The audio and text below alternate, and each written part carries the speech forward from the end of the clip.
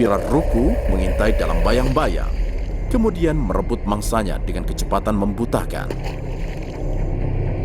Korban di permukaan tersedot ke dalam mulut mereka dengan pusaran air. Tidak ada jalan keluar. Dia selamat dan mengintai perairan ini sejak zaman dinosaurus. Keberhasilannya berasal dari kemampuan primitif. Pilar Ruku adalah salah satu dari sangat sedikit ikan yang bisa langsung menghirup udara. Mereka ke permukaan seperti mamalia laut dan menelan dalam seteguk besar. Bahkan ketika air mengering atau menjadi sangat rendah oksigen, ikan raksasa masih bisa bertahan dan berburu. Bahkan, mereka yang begitu tergantung pada menghirup udara akan tenggelam jika mereka tinggal di bawah air terlalu lama.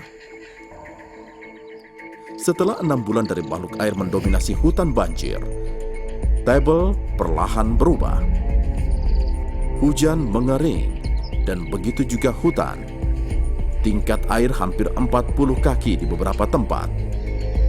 Monyet dan hewan darat lainnya kembali. Ikan predator harus mundur ke sungai permanen sebelum terlambat.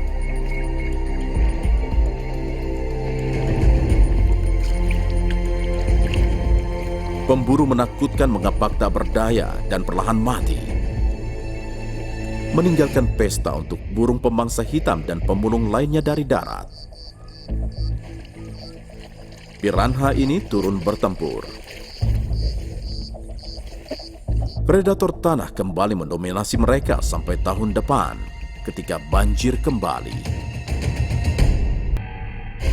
Rawa adalah tempat milik dua dunia, cair dan padat. Di perbatasan kru predator aneh dan kuat melawan satu sama lain untuk kematian dan pesta pada yang ceroboh.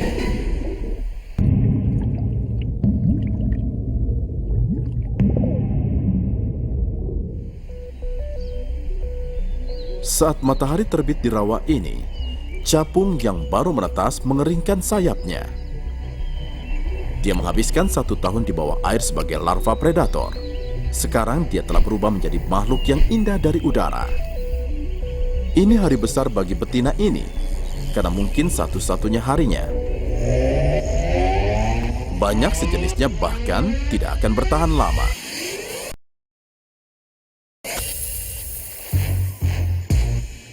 Rawa ini penuh dengan predator akrobatik.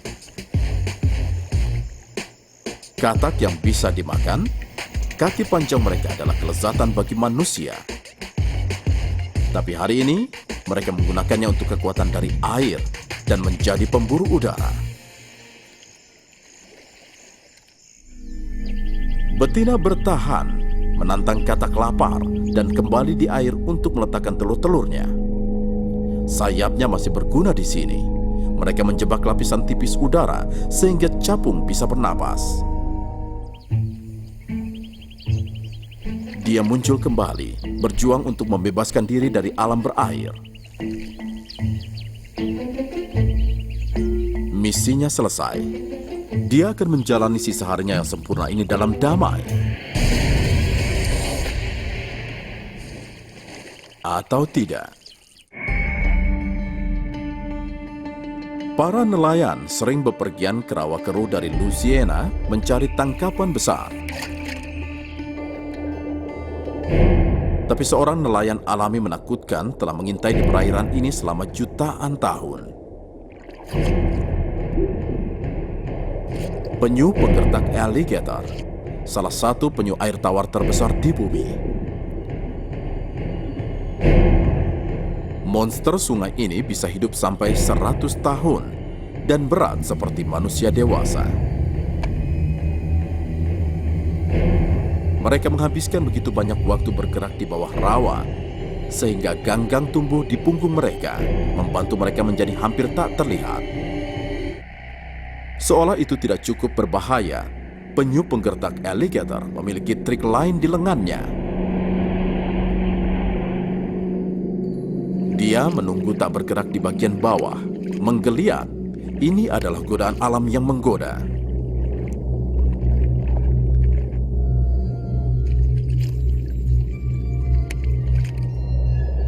Ikan ini telah membuat keputusan yang sangat buruk. Rahang penyu menutup seperti perangkap baja. Tidak heran binatang mengerikan kuno ini telah menerima reputasi sebagai dinosaurus dari dunia penyu.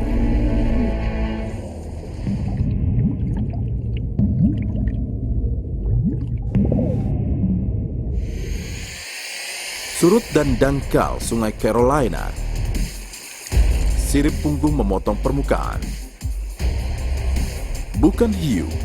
Kawanan lumba-lumba hidung botol dikenal sebagai Seabrook Island Gang. Jangan tertipu oleh senyum lebar.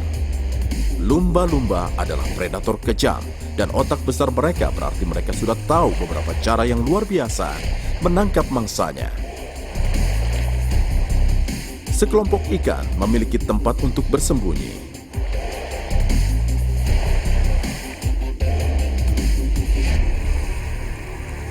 Geng itu mengeroyok dalam formasi serangan, menggiring mangsa mereka pada garis pantai.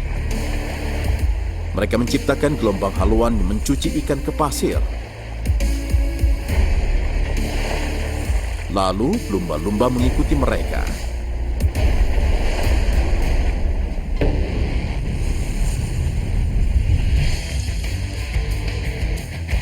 Ini beresiko, tapi manuver bermanfaat bagi hewan sepanjang 8 kaki.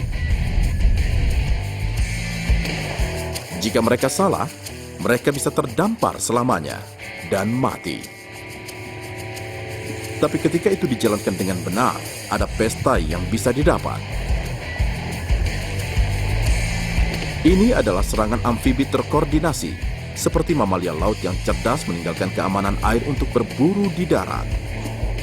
Seperti nenek moyang mereka 50 juta tahun yang lalu.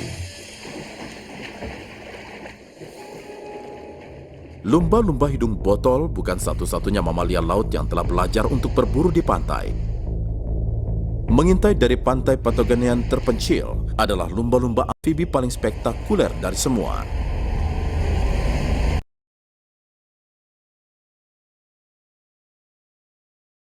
Dan Maret, bayi singa laut bermain-main. Perenang kikuk tak menyadari ancaman yang mengintai di lepas pantai.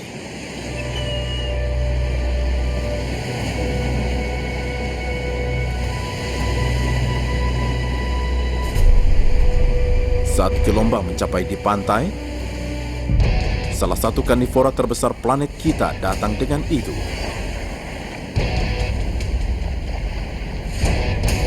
Orca juga dikenal sebagai paus pembunuh, lumba-lumba terbesar dan paling predator di bumi.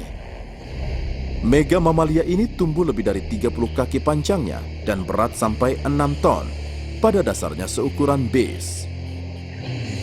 Cukup berbahaya di bawah air, kawanan ini telah belajar untuk berburu dalam domain baru pantai.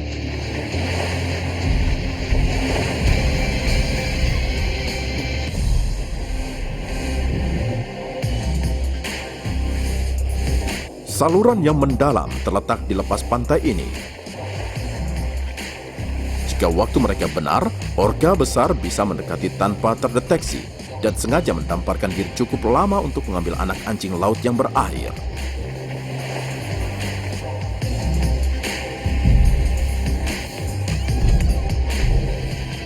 Orca mengajarkan anak muda mereka teknik radikal ini. Sekarang lebih dari selusin terdampar makan di sepanjang pantai Patagonian ini. Lumba-lumba terbesar di dunia adalah paling juara dalam pertempuran antara unsur-unsur itu. Raja dari air pasang merah muda.